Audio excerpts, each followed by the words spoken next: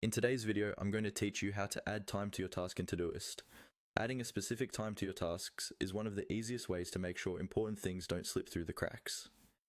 Instead of just knowing something is due today, you'll know exactly when you plan to do it, which makes it much easier to organize your day and stay on track. Let's walk through this together from start to finish.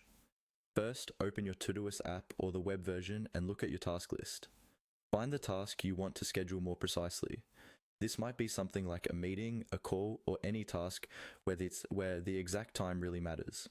Once you've found it, simply click on the task.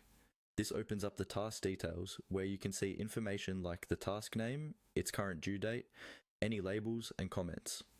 Inside this task view, look for the section that shows the due date.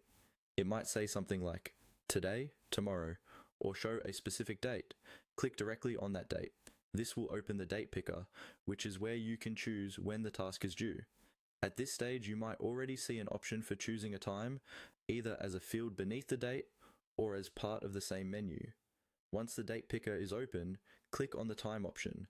This may appear as a default time, like 4:00 p.m., or as a prompt asking you to set a time.